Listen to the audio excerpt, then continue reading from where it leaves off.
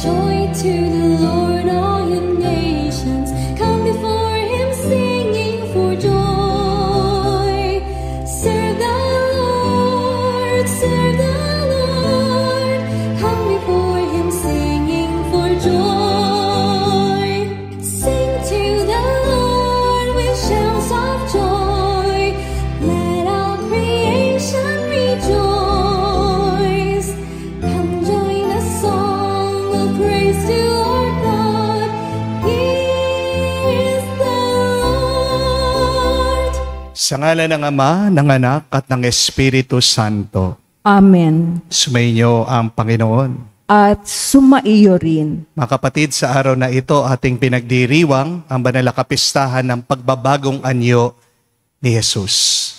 We are celebrating the transfiguration of Christ there in the mountain of Mount Tabor. Anong gusto mong magbago din sa iyong buhay? Maaaring gusto mong magbago ang iyong kalagayan dahil hirap na kayo. Pinagdarasal mo na magbago ang ugali ng asawa mo.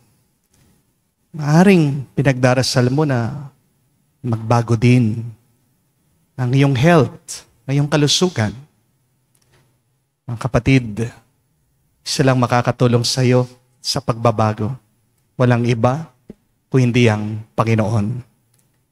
Dahil sa pagbabagong anyo ni Jesus, pinakita na siya ay tunay na ating Diyos.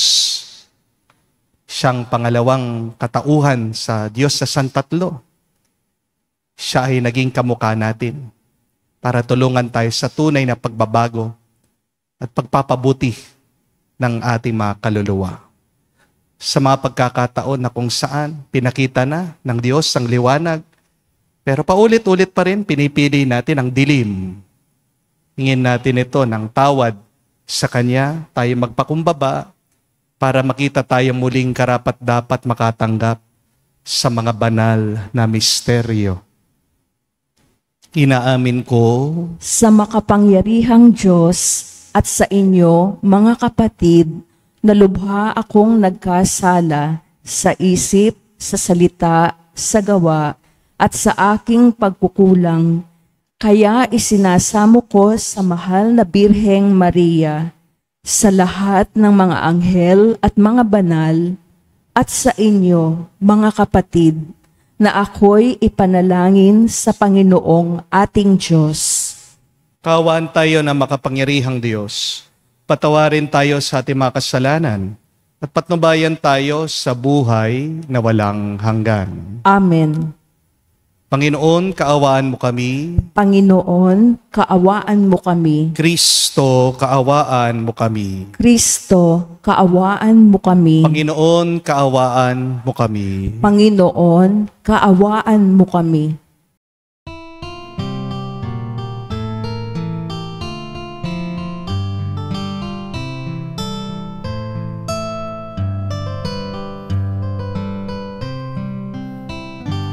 Luwalhati sa Diyos sa kaitaasan, kaloob sa lupa ay kapayapaan.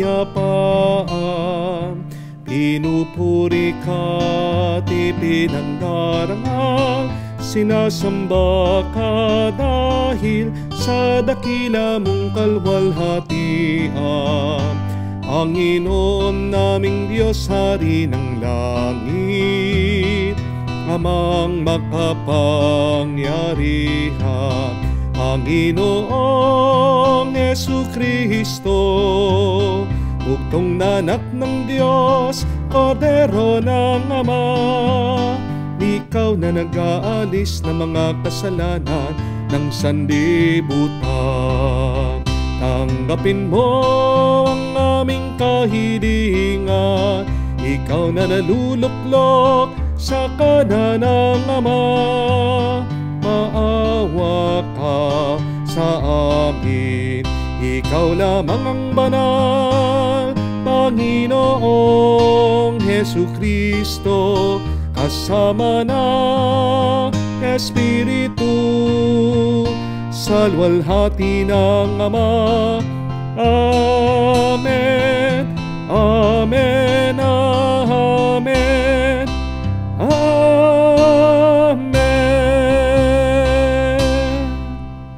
Manalangin tayo. Ama naming makapangyarihan, sa pagliliwanag sa bagong anyo ng iyong anak, ang pananda ng aming sinasampalatayanan, ang iyong binigyang patunay sa pagsaksi ng aming mga ninuno, ay inihayag mo kami lubos na kinupkop bilang mga anak. Ngayon kami nakikinig sa iyong anak na pinakamamahal, kami naway pagindapating maging tagapagman ng kanyang katambal. Sa pamagitan niya kasama ng Espiritu Santo, magpa sa walang hanggan. Amen.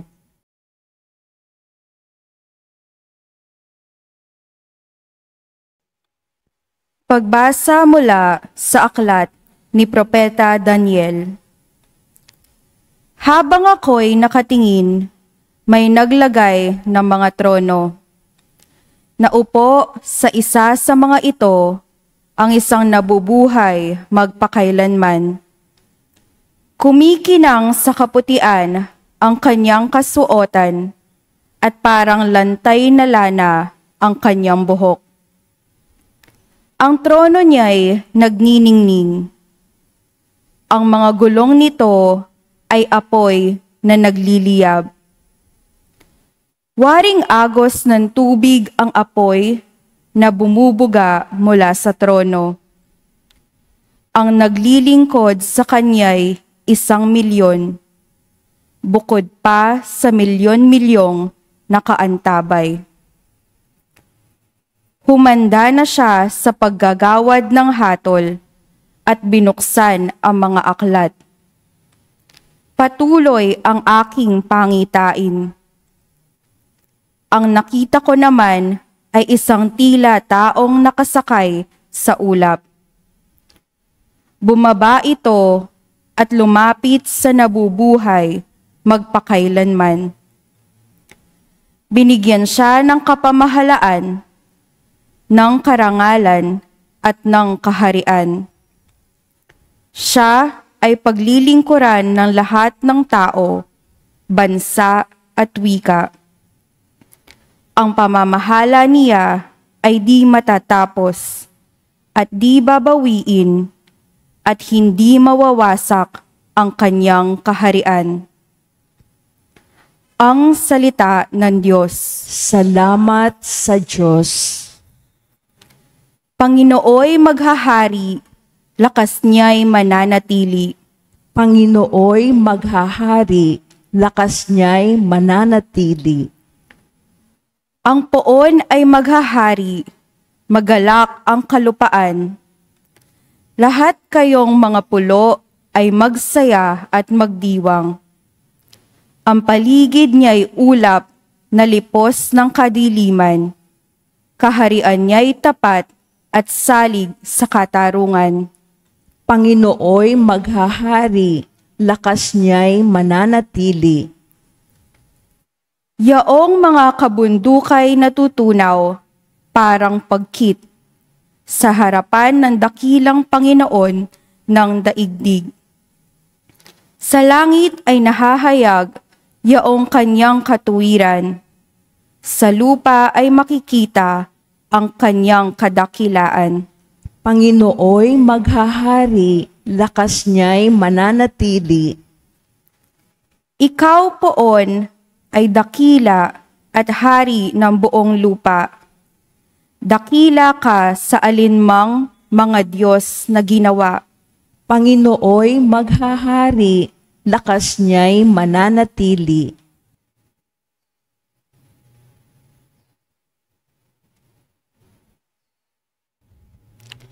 Pagbasa mula sa ikalawang sulat ni Apostol San Pedro. Mga pinakamamahal, ang ipinahayag namin sa inyo tungkol sa muling pagparito ng ating Panginoong Hesukristo na puspos ng kapangyarihan ay hindi sa mga alamat na katha lamang ng tao. Nasaksihan namin ang kanyang kadakilaan nang ipagkaloob sa kanya ng Diyos Ama ang karangalan at kapurihan. Ito'y nangyari nang marinig ang tinig mula sa dakilang kaluwalhatian ng langit.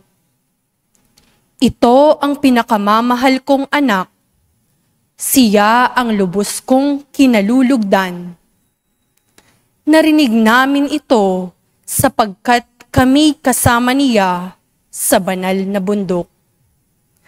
Kaya naman, lalong tumibay ang aming paniniwala sa ipinahayag ng mga propeta. Makabubuting ito'y pagkuukulan ninyo ng pansin, sapagkat ang nakakatulad nito ay isang ilaw sa karimlan na tumatanglaw sa inyo hanggang sa mamanaag ang araw ng Panginoon at ang sinag ng tala ng umagay maglagos sa inyong puso. Ang salita ng Diyos. Salamat sa Diyos.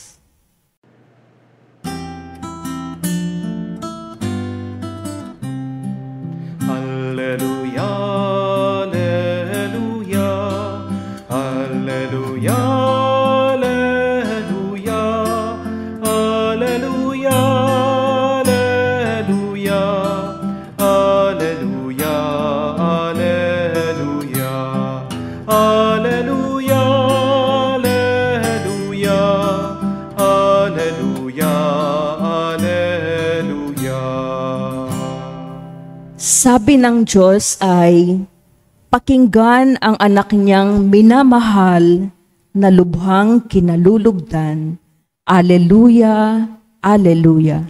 Sumainyo ang Panginoon. At sumayo rin. Ang mabuting balita ng Panginoon ayon kay San Lucas. Papuri sa iyo, Panginoon. Nung panong yun, umakyat si Jesus sa bundok upang manalangin. Sinama niya sina Pedro, Juan at Santiago, samantalang siya'y nananalangin, nagbago ang anyo ng kanyang muka. Nagningning ang kanyang kasuotan na may puting-puti. Di kaginsay-ginsay lumitaw ang dalawang lalaki, sina Moises at Elias, na napakitang may kaningningan at nakikipag-usap sa kanya. Pinag-usapan nila ang nalalapit na pagpanaw ni Jesus na magaganap sa Jerusalem. Tulog na tulog si Pedro at ang kanyang mga kasama, ngunit sila'y biglang nagising at nakita nila si Jesus na nagniningning at dalawang lalaking nakatayo sa tabi niya. Nang papaalis na sa tabi ni Jesus ang mga lalaki, sinabi ni Pedro, "Guro, mabuti po'y dumito na tayo. Gagawa po kami ng 3 kubol. Isa sa inyo, isa kay Moises, at isa kay Elias." Ang totoo'y hindi niya nalalaman ang kanyang sinasabi. Nagsasalita pa siya nang matakpan sila ng isang ulap at sila'y natakot. At may isang tinig mula sa alapaap na nagsabi, "Ito ang aking anak, ang aking hinirang. Siya ang inyong pakinggan." Nang tumigil ang tinig, nakita nilang nag-iisa na si Jesus. At hindi muna sinabi ng mga alagad kanino man ang kanilang nakita. Mga kapatid, ang mabuting balita ng ating Panginoon. Pinupuri ka namin, Panginoong Hesukristo. Magandang araw po muli sa inyong lahat. Magandang araw po, Father. Ngayong araw pong ito, ating pinagdiriwang ang banal na kapistahan ng pagbabagong anyo ng ating Panginoong Hesukristo doon sa bundok ng Tabor. We are celebrating the Feast of the Transfiguration of Jesus. Ang pagbabago pong anyo ni Jesus dito sa bundok ay hindi lang po alamat. Hindi rin po ito magic o salamangka. Ito po ay isang hiwaga. It is a mystery. Pinakita po ng misteryong ito kung sino ang Diyos na ating sinasamba. Si Jesus ay nagbagong anyo, nakita ang kanyang liwanag, at dito pinakilala ng Ama na siya ang pangalawang katauhan sa Diyos ng Santatlo. Siya ang anak ng Diyos. Siya rin ang Diyos na nagkatawang tao na kamukha natin. Kahit na nagkaroon po ng laman ang Diyos na kamukha nating mga tao, hindi pa rin nawala ang kanyang kalwalhatian. At ito po ay malinaw na lumabas at nagningning ayon sa ating narinig na ebanghelyo. Pero ang tanong, ano naman ang tinuturo sa atin nitong kwento ng pagbabagong anyo ni Jesus? Two lessons that we can learn from the story of the transfiguration of Jesus. Dalawang aral po ang ating tandaan. Ang pwede nating malaman dito sa pagbabagong anyo ni Jesus. First one, nobody falls on top of a mountain. Wala pong nahuhulog sa tuktok ng bundok. Maaaring mahulog ka galing sa bundok, pero walang aksidente na nakakarating sa taas ng bundok. Amen? Sabi po ng Ebanghelyo, sinama ni Jesus si Pedro, Juan at Santiago at umakyat sila sa bundok. Pansinin niyo po yon mga kapatid. Kahit naman ang anak ng Diyos, kailangan muna niyang umakyat bago siya makarating sa tuktok ng bundok. Hindi naman po lumipad ang ating Panginoon, nakarating dun sa tuktok ng bundok. Kaya kung gusto mong makarating din sa iyong tagumpay, kailangan paghirapan mo. Amen? Walang magic, walang madaling paraan para makaakyat ka sa taas. Kaya kung gusto mong mag-graduate, mag-umpisa ka muna ng kinder o grade 1. Di po ba? Kung gusto mong kumita ng milyong-milyon, umpisan mo muna na kumita ng kahit papiso-piso. Kung gusto mong maalis yung iyong addiction, kailangan bawasan mo paunti-unti yung iyong bisyo. Kaya nga, marami po ang hindi nagtatagumpay na maalis yung sigarilyo, yung pong alak. Kasi biglaan na inaalis. Paunti-unti bawasan mo. Mawawala din yan. Hindi mai-inlove ang iyong asawa sa'yo kung nakakaligtaan mong gawin yung mga maliliit na bagay. Yung simpleng halikan mo lang siya, yakapin mo lang siya, kumustahin mo naman, kausapin mo naman yung iyong asawa. Nakikinig ka ba sa kanya? Bago ka makaakyat, bago ka makaangat, mag-umpisa ka muna sa baba. Amen? Hindi ka makakakyat sa tuktok sa pamamagitan lang ng isang lundag. Amen? Lahat naman po ng pagsubok ay malalampasan. Ang iyong mga pangarap ay iyong makakamtan. Makakatanggap ka din ng mga mabubuting bagay sa pamamagitan ng paisa-isang hakbang. Sabi nga po, there is no straight road in mountains. Because straight roads may be quick and easy, but they are not the best and the safest way. O nga naman po, no, napansin nyo kapag umaakyat kayo sa Baguio o kaya sa mga bundok, paikot-ikot yung daan. Pwede naman po na gumawa sila ng diretsyong kalsada. Pero, bakit hindi nila ginagawa? Kasi, delikado. Kung mabilis kang nakarating sa tuktok, mabilis ka rin namang mahuhulog. Amen? Mga kapatid, huwag kang mag-alala kung matagal man, mabagal man ang pagdating mo sa tuktok kasi hindi ka naman nag-iisa. Kasama mo ang Diyos na umaakyat, naglalakbay sa buhay na ito. Kung nga si Jesus nagpagod na umakyat, diba? Dapat ikaw din marunong kang magtiyaga, magpagod at magsakripisyo. Sumunod ka sa yapak ng Panginoon. Tandaan mo, abot kamay mo naman ang tuktok ng bundok kung aakyatin mo lang ito. Pero kung titignan mo lang Mangangarap ka lang, mananaginip ka, wala ka namang gagawin, mananatili ka dyan sa paanan ng bundok. Walang mangyayari sa'yo. Just keep putting one foot after the other. And then one day, when you look back, you will be surprised. You have already conquered a mountain. Paunti-unti, makakamtan mo din ang iyong tagumpay. Makakarating ka din sa tuktok. Yan din naman ang pangarap ng Diyos para sa iyo. But secondly, remember this. The purpose of the mountain is to prepare you for your valleys. Dadalhin ka ng Diyos sa tuktok, hindi para manatili ka lang doon. Kaya nga inaangat ka ng Diyos. Ito ay dahil hinahanda ka niya sa isang pagsubok.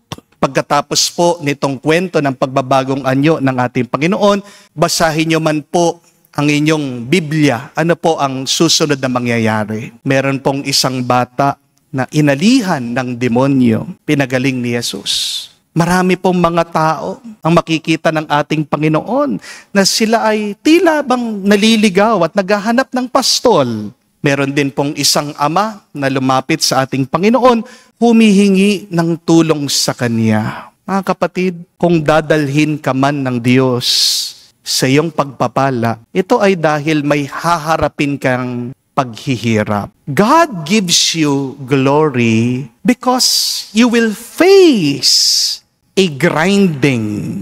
Kaya pinapakita sa iyo ng Diyos ang liwanag para may sandata ka kapag humarap ka na sa kadiliman. What you see in glory, carry in your battle. Nakita po ni San Pedro, Santiago at Juan ang kalwalhatian ng Diyos doon sa bundok. Pero makikita din nila ang pagdurugo, ang pagdurusa ng ating Panginoon sa Kalbaryo. Sa bundok ng Tabor, nagningning si Jesus. Pero sa bundok ng Kalbaryo, dumugo si Kristo. Pansinin niyo po na una, yung luwalhati, yung ligaya, bago dun sa hirap at pagdurusa. Kaya nga, huwag ka mag-alala kung meron kang pinagdadaanan na problema. Hindi ka naman dadalhin ng Diyos dyan na walang grasya. Amen? Alam ko po, masarap ang nasa tuktok, pero hindi ka ginawa ng Diyos para lang manatili sa bundok. Dinadala ka ng Diyos sa taas para magpahinga ka lang. Ang itaas ng bundok ay nagbibigay sa iyo ng mas malawak na paningin at pananaw sa buhay. Mountains give you strength and proper perspective. Kaya nga tandaan mo, kapatid, bago man ang iyong mga pagsubok, pinapalakas ka ng Diyos. Bago man ang lambak ng buhay, meron kang bundok na babalikan. Remember, my dear friends, your mountain experiences are your revelation. And yet your mission in life happens in your valleys. You are not meant to stay on the mountain. And yet you are invited to bring your mountain with you wherever you go. Sana kayo po mga mag-asawa, kapag nag-aaway na kayo, balikan nyo naman yung wedding day nyo. Tingnan nyo naman yung mga picture nyo. Pagkamahal-mahal nung same day edit nyo. Panoorin nyo naman kapag hindi na kayo magkaintindihan. Kung galit na kayo sa bawat isa, nakalimutan nyo na ba yung honeymoon nyo? Para naman kiligin kayo ulit, di po ba? Sigurado ko makakalimutan nyo yung inyong tampo sa bawat isa. Kung palagi na lang na inaalala mo yung kataksila ng mister mo, yung pagbubunganga ng iyong misis, yung pamamahiya ng asawa mo, yung pagsisinungaling ng iyong partner, talagang di kayo magkakaayos. Magiging magulo ang inyong pagsasama. Hindi kayo magiging masaya. Amen? Bakit kaya may mga magkapatid, hindi magkapatid ang trato nila sa bawat isa? Baka nakalimutan na nila nung kabataan nila. Sama-sama sila na masaya. Meron po mga magkapatid, walang ibang inaalala kung hindi yung kasalanan ng kapatid nila. Sinasabi, sugarol kasi, addict kasi, tamad kasi. Palagi na lang ako ang magbabayad ng utang niya. Kalimutan mo. Kapatid mo yan eh. Bakit nung bata kayo, di ba? Nasasaktan yung bawat isa, pero paggabi na, papatawarin yung bawat isa. Magkasama kayo, natutulog sa isang kama, sa isang lamesa, diyan kayo kumakain. Anong paalaala ng iyong magulang sa bawat isa? Magmahalan kayo. Huwag kayong mag-away. Nakalimutan nyo na. Bakit? May mga nadidepress sa kanilang sakit. Kasi iniisip nila palagi. Yung hindi nila magawa, hindi nila makain. Palagi sinasabi, gusto ko ng chicharon. Di na ako makakain ng lechon. Pero kung iisipin mo lang, nag-enjoy ka na eh. Di po ba? Sabihin mo, sumobra ka na sa Coke. Sumobra ka na dyan sa mga matatabang pagkain. Sabihin mo, sawa na ako dyan, okay na ako dito, healthy living naman. Kung palagi mong inaalala, dumaan ka din doon sa saya ng pagkain, hindi ka madidepress, hindi ka malulungkot. Amen? Bakit marami ang sumusuko, nabibigo, at nawawala ng pag-asa? Kasi mas inaalala pa nila yung karanasan ng Kalbaryo kaysa sa karanasan ng tuktok ng kanilang mga bundok. Marami sa atin ang sumasabak sa labanan, pero nakakalimutan ang karanasan ng kalwalhatian na binigay ng Diyos. Yes, life can be cruel, unfair, and depressing. And yet, do not forget, life is also beautiful, good, and it is still a blessing. Amen? Hati ang mundo, may araw, may gabi. Pero bago man dumating ang dilim, kapatid, harinawa, may dala kang liwanag. Kaya nagbago ng anyo ang ating Panginoon. Pinakita ito sa kanyang mga alagad at pinapaalala sa atin para makapagdala din naman tayo ng kanyang sinag sa panahon na tayo ay dadaan sa kadiliman. Na kapatid, kung dumadaan ka man ngayon sa problema, sa pagsubok, sa madilim na karanasan, alalahanin natin ang paanyaya ng tinig sa langit. Makinig kayo sa Kanya. Makinig tayo kay Jesus. Dahil ang Kanyang salita ay liwanag at buhay. Buhay na walang hanggan. Tandaan po natin, ang dalawang napakahalagang aral na ito ngayong ating inaalalang pagbabagong anyo ng ating Panginoon. Walang nahuhulog biglaan lang sa tuktok ng bundok. Kung nakarating yan sa taas, umakyat kasi siya. Kaya ka magsasawa, humingi ka ng lakas. Unti-unti na umakyat ka din. Kasama mo ang Diyos sa pag-akyat. At dadalhin ka ng Diyos sa taas ng bundok para maranasan mo ang kaluwalhatian niya. At harinawa gamitin mo ang liwanag ng Diyos na binibigay niya sa iyo. Harap ng iyong mga problema.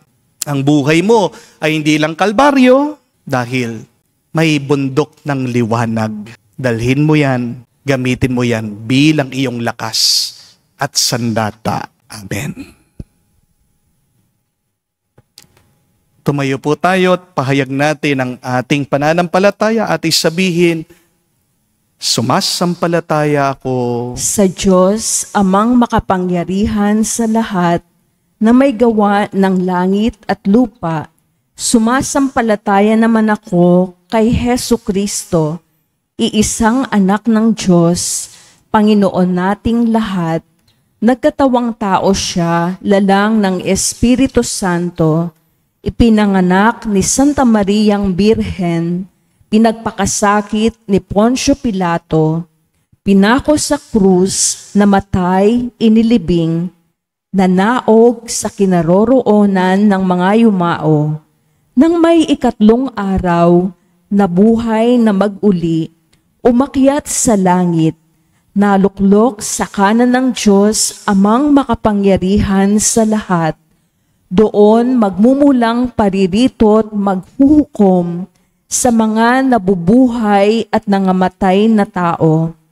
Sumasampalataya naman ako sa Diyos Espiritu Santo, sa banal na simbahang Katolika, sa kasamahan ng mga banal, sa kapatawaran ng mga kasalanan, sa pagkabuhay na muli ng mga nangamatay na tao at sa buhay na walang hanggan.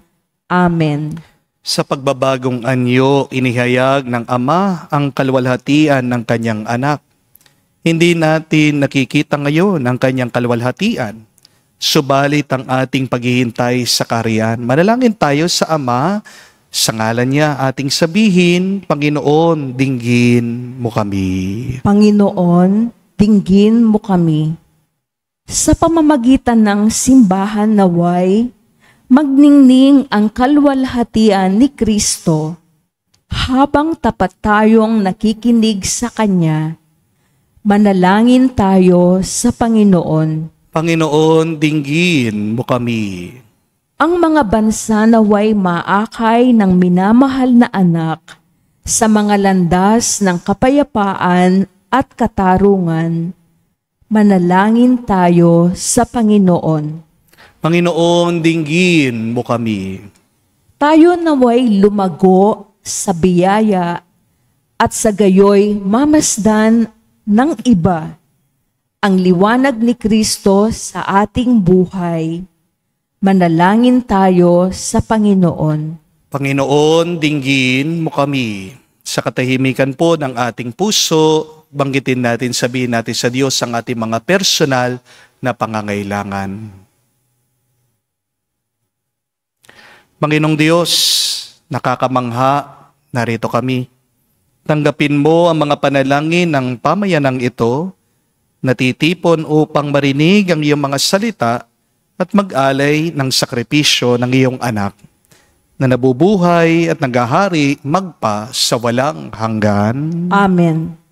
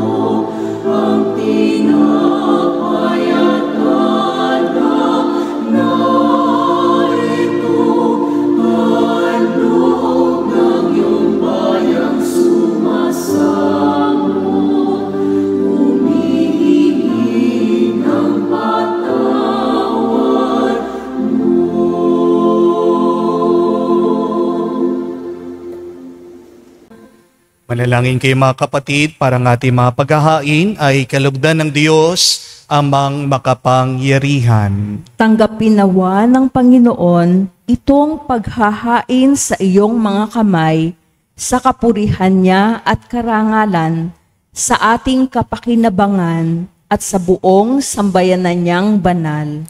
Ama naming lumikha, ang mga hain namin naway maging banal sa liwanag ng bagong anyo ng anak mong mahal. Ang kadilimang dulot ng kasalanan sa amin ay maparam nawa sa sinag niyang magningning. Sa pamamagitan niya kasama ng Espiritu Santo, magpa sa walang hanggan. Amen. Sumainyo ang Panginoon. At sumaiyo rin. Itaas sa Diyos sa inyong mga puso at diwa. Itinaas na namin sa Panginoon. Pasalamatan natin ang Panginoong ating Diyos.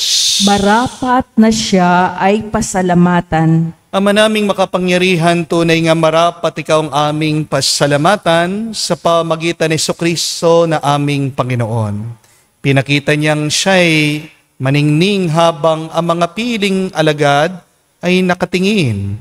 Pinuspos niya sa kaliwanagan ang katawan niyang di iba sa karaniwan. Dito'y pinawi niya ang pangamba't takot ng mga alagad sa magaganap sa krus. Dito'y nilahad niya ang kanyang sambayanan na magliliwanag ang tanang kanyang pinangungunahan. Kaya kaisa na mga anghel nagsisiawit ng papuri sa iyo. Nang walang humpay sa kalangitan, kami nagbubunyi sa iyong kadakilaan.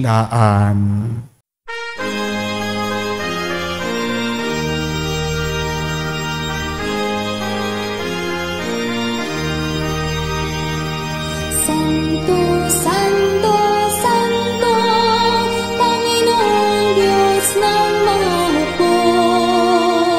Napupuno ang langit at lupa ng kadakilaan mo.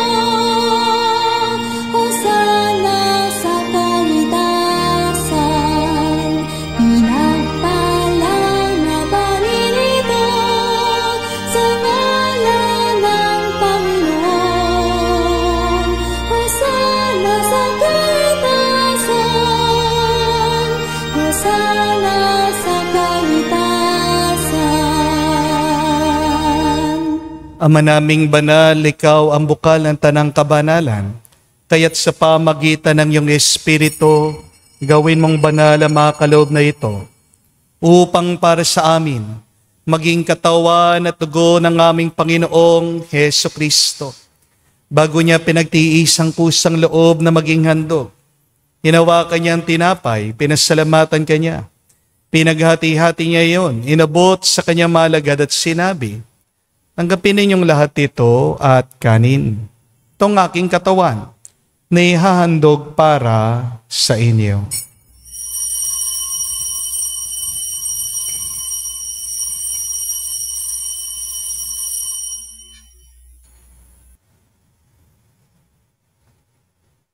Gayon din naman na matapos ang hapunan, hinawakan niyang kalis. Muli kanyang pinasalamatan. Inabot niya ang kalis sa kanyang malagad at sinabi, tanggapin ninyong lahat ito at inumin. Ito ang kalis ng aking dugo, ng bago at walang hanggan tipan. Ang aking dugo na ibubuhos para sa inyo at para sa lahat, sa ipagpapatawad ng mga kasalanan. Gawin ninyo ito sa pag-alaala sa akin.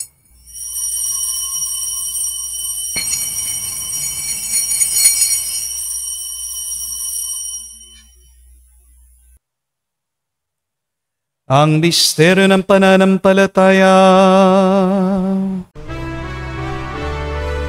Aming ipinahayag na namatay ang iyong anak, nabuhay bilang Mesiyas at magbabalik sa wakas para mahayag sa lahat.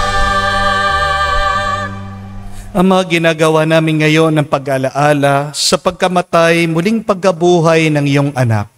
Kaya tinialay namin sa iyong tinapay nagbibigay buhay at ang kalis na nagkakalob ng kaligtasan. Kami nagpapasalamat dahil kami iyong minarapat na tumayo sa harap mo para maglingkod sa iyo. Sinasamo namin kami magsalo-salo sa katawan at dugo ni Kristo ay mabuklod sa pagkakaisa sa pamagitan ng Espiritu Santo. Amalingapin mong iyong simbahan, laganap sa bundigdig. Puspusin mo kami sa pag-ibig. Kaisa ni Leon ng aming Santo Papa, si Florentino aming Arsobispo at ang Tanang Kaparian. Alalahanin mo rin ang aming mga kapatid na nahimlay may pag-asang sila'y muling mabubuhay. Gayon din naman lahat ng mga pumanaw. Kawan mo't sila't patuloyin sa iyong kaliwanagan. Kawan mo't panggidapatin kaming lahat na makasalo sa iyong buhay na walang wakas. Kaisa na mahal na Birhen Maria, Ina ng Diyos. Kaisa ni San Jose, ang kanyang malwalhating esposo.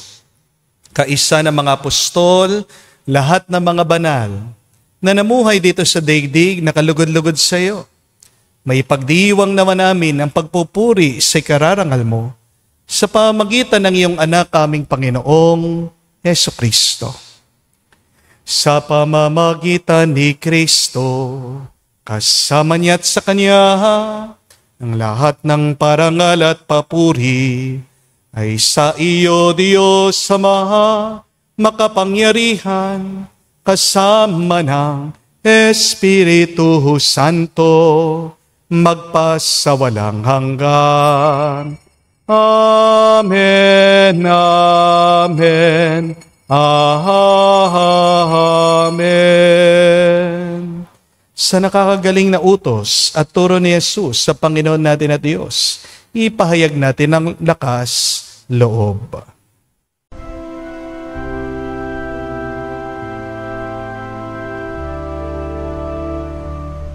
Ama namin, sumasalangit ka, sambahin ang ngalan mo, mapasa amin ang kaharian mo, sundin ang loob mo dito sa lupa, para nang sa langit. Bigyan mo kami ngayon ng aming kakanin sa araw-araw, at patawarin mo kami sa aming mga sala, para ng pagpapatawad namin sa nagkakasala sa amin. At huwag mo kami ipahintulot sa tukso, at iadya mo kami sa lahat ng masama. Hinihiling namin kami adya sa lahat ng masama, pagkalooban ng kapayapaan araw-araw, iligtas sa kasalanan, ilayo sa lahat ng kapahamakan, samantalang aming pinanabikan ang dakilang araw ng pagpapahayag ng tagapagligtas naming si Hesukristo. Sapagkat iyo ang kaharian at ang kapangyarihan at ang kapurihan magpakailanman. Amen. Panginoong Hesukristo, sinabi mo sa mga apostol, kapayapaan ang iniiwan ko sa inyo, ang aking kapayapaan binibigay ko sa inyo. Tungayan mong aming pananampalataya at huwag ang aming pagkakasala. Pagkalooban mo kami ng kapayapaan at pagkakaisa, ayon sa iyong kalooban, kasama ng Espiritu Santo, magpa sa walang hanggan. Amen. Kapayapaan ng Panginoon ay laging sumainyo. At sumaiyo rin. Magbigayan po tayo ng kapayapaan sa bawat isa. Peace with you po. Kapayapaan po sa inyong lahat.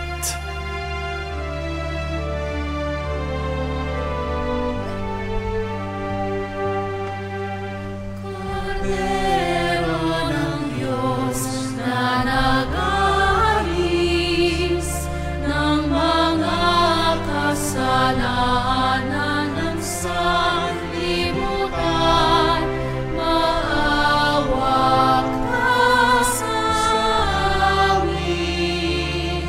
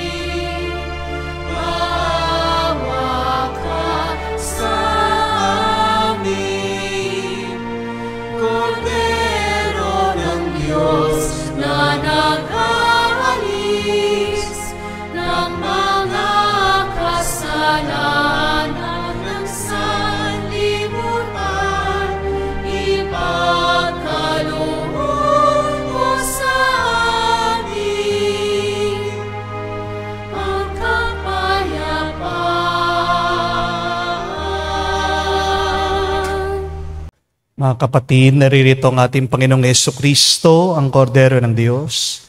Siya nag-aalis sa mga kasalanan ng sanlibutan. Mapalad tayong lumalapit sa piging ng Kordero. Panginoon, hindi ako karapat-dapat na magpatuloy sa iyo, ngunit sa isang salita mo lamang ay gagaling na ako.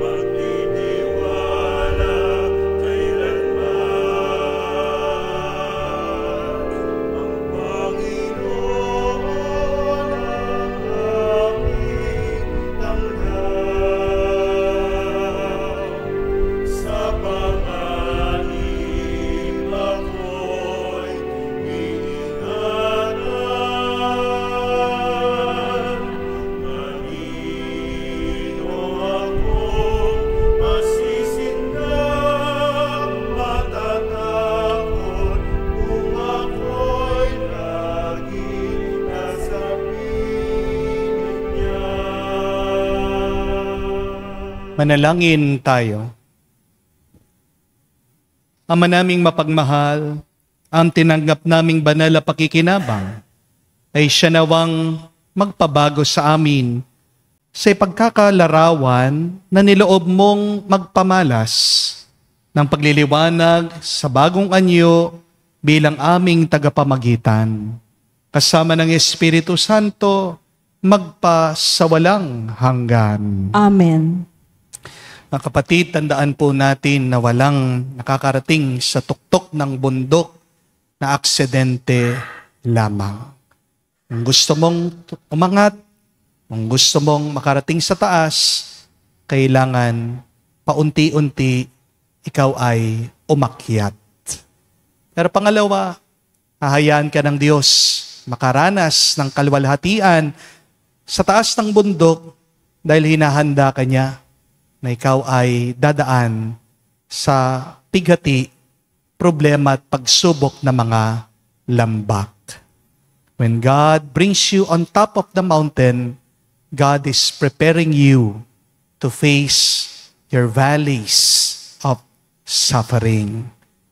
Harinawa, mas malakas ang ating alaala sa mga tuktok ng ating mga bundok.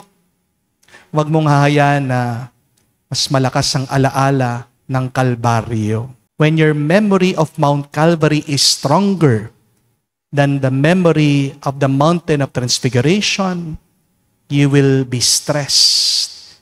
You will become unhappy. Kung gusto mo maging masaya, dagdagan mo pa. Palakasin ang alaala na kung saan nakaranas ka ng liwanag, tuwa at saya. Tayong lahat ay may magandang alaala. Pero natatakpan lang yan dahil mas pinipili natin tingnan ang ating mga pighati at paghihirap. Mga kapatid, lalahanin mo ang Diyos ang liwanag mo siyang dalhin mo pag dumadaan ka na sa iyong mga kadiliman. Sumainyo ang Panginoon. At sumaiyo rin. At kayo basbasa ng Diyos, makapangyarihan sa lahat, sa ngalan ng Ama, ng Anak, ng Espiritu Santo. Amen. Ang ating misa ay natapos na. Umayo kayo sa kapayapaan ni Kristo. Salamat sa Diyos.